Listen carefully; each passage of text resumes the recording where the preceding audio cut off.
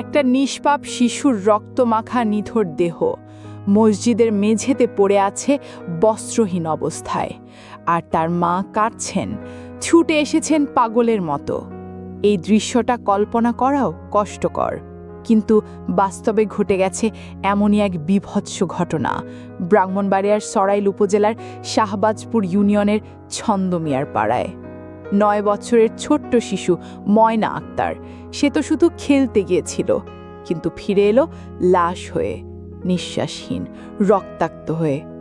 ময়না ছিল বাহরাইন প্রবাসী আব্দুর রাজ্জাকের আদরের মেয়ে, প্রাথমিক বিদ্যালয়ের 5ম শ্রেণীর মেধাবী ছাত্রী, পাশাপাশি স্থানীয় মাদ্রাসার নুরানি বিভাগেও পড়ত।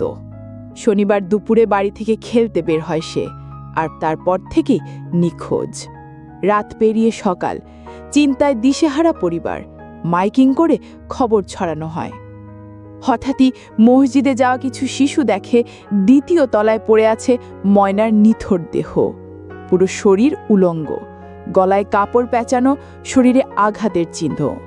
শিশুরা ভয়ে দৌড়ে যায়, খবর দেয় মসজিদের ইমামকে, আর তখনই পুরো গ্রামে নেমে আসে এক ভয়াবহ কান্নার মাতম।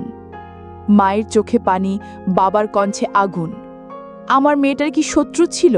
ও তো শুধু একটা শিশু, কে ভাবে শেষ করলো ওকে?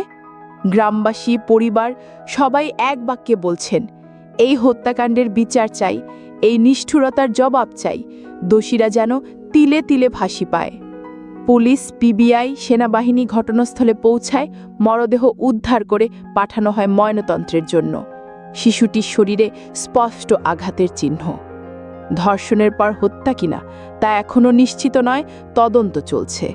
পুলিশ হেফাজতে নেওয়া হয়েছে 2 জনকে, চলছে জিজ্ঞাসাবাদ। এই নির্মম ঘটনাটি কাঁপিয়ে দিয়েছে পুরো অঞ্চলকে। একটি শিশু, যার মুখে ছিল হাসি, যার হাতে ছিল খেলার পুতুল, আজ সে শুধুই এক প্রশ্ন: কে নিল তার নিঃশ্বাস? কে করল এমন বর্বরতা?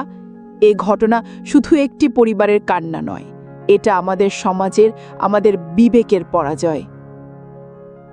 তাসিন ইসলাম, আজ তথ্য।